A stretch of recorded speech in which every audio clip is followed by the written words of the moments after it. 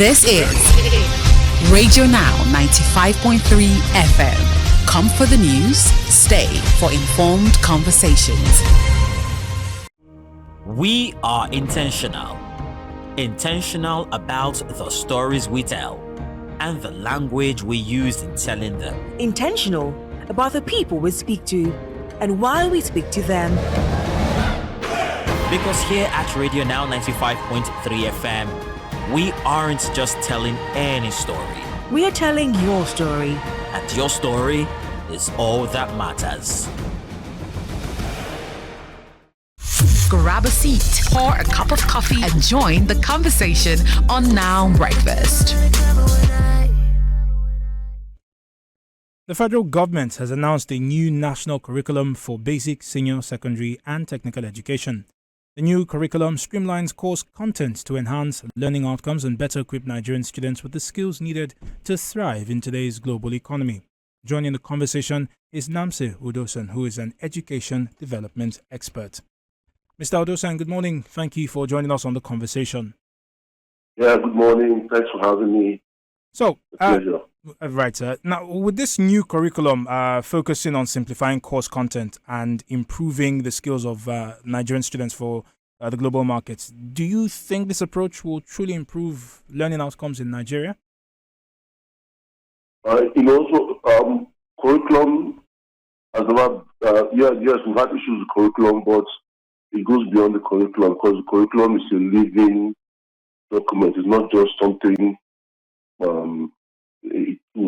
So you have to have teachers, you have to have classrooms, you have to have trainings. Everything all goes together. The curriculum is not working in isolation. You also have to tackle the issues of quality of teachers, quality of learning environments. So it goes beyond just curriculum. Improve learning outcomes. And, Mr. Udosan, I do understand your point. It's a whole of sector approach. And while we'll revisit some of the other things that you've raised, I want us to come back to what they've actually done with the curriculum. If we say that this is a first step, right? And let's reel out some of those changes quickly. For primary school students, especially for primary 1 to primary 3, they're looking at most 10 subjects now. 4 to 6, at most 12 subjects, while a junior secondary hits up to 14 subjects, senior secondary up to 9 subjects, right? All of this is supposed to look towards that reduction of a workload and an understanding that you don't overload the child with what the academic activities happen to be.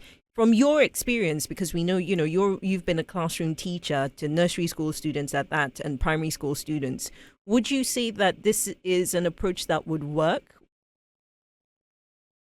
Yes, it would work on one hand, but I'm more concerned about the content, not just the subject, the content of the subjects in the curriculum. Now, so especially in the subjects like science, history, and civics education. I was doing a review last time. I was looking at the power dynamics and the knowledges contained within the curriculum. How sometimes the science does not account for our local scientific knowledges, our local plans, our local practices that could help students really build a core scientific knowledge.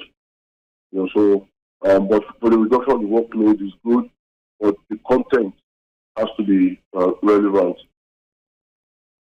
Okay, so with this particular focus on relevance, I see it as a very key part, primarily because the outlook is supposed to be global.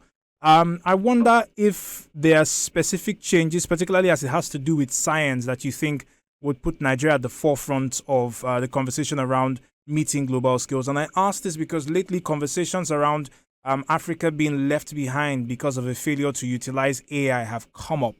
Bearing in mind, and I apologize for lengthening this, side by side with the idea that rural areas in Nigeria continue to lack some of the basic infrastructure that the urban areas or students in urban areas would typically enjoy.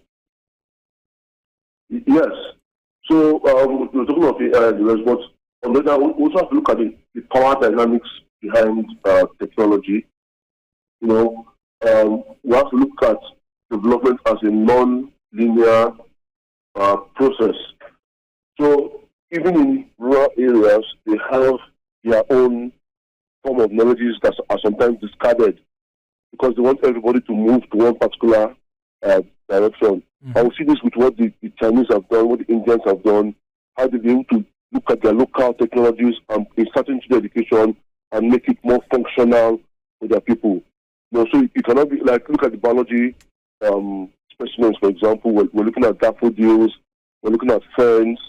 Why are we not looking at things like iridu, but these are things that we've been using, and just to bring out the science behind it and show how effective it can be in medical processes, for example, in solar development and stuff like that.